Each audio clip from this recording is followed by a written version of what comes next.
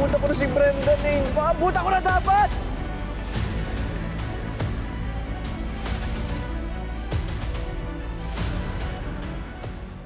Ano yung trespassing ginawa nyo? Maaari kayong kasuhan, ha? Saan po ba yung destination ng helicopter? Sorry, pero wala kami alam dyan. Narentahan lang yung chopper at nahelipad sa taas. Sino po nagrenta? Huwag na kayo magtanong. Umalis na kayo. Kung hindi, padadapunta kami sa pulis. Kami pa huhulihin nyo? Niloko nga kami ni Brendan Salazar. Siya dapat hinuhuli nyo. Talagang niloko kayo ng tao sinasabi nyo. Magsampa kayo ng kaso sa piskal. Hindi sugod kayo na sugod sa property ng iba. Ba't nga tinutulungan nyo kami? Basta kayo.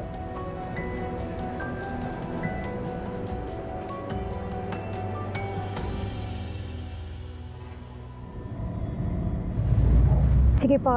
Thank you po, attorney. Okay po. Bye-bye po.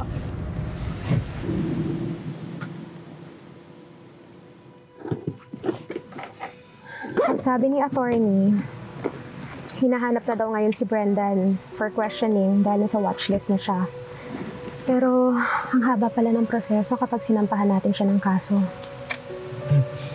Ba't ang haba ng proseso? Kailan tayo magkakaroon ng warrant of arrest? Kapag napatunayan daw na may probable cause yung kaso natin, doon lang sila maglalabas ng warrant of arrest. Kailangan talaga managot tong si Brendan. Kailangan siya ma-detain.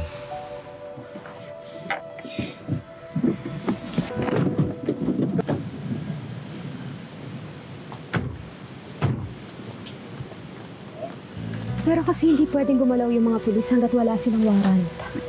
Mary, ang tagal pa nun. Baka makatakas pa yung mga yun. Baka makapagtago pa si Brendan. Anton?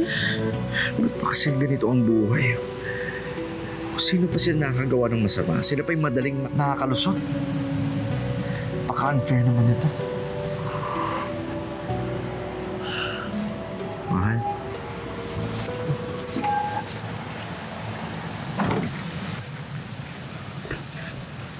Sino sila? Mr. Antonio Rosales? Ako nga.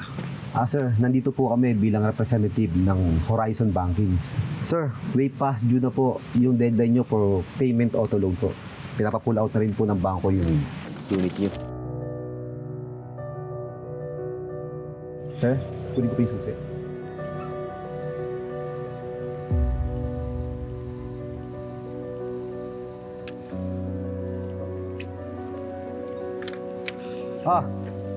Talaga na to. Ay, nariwat ka. Walang pambayad.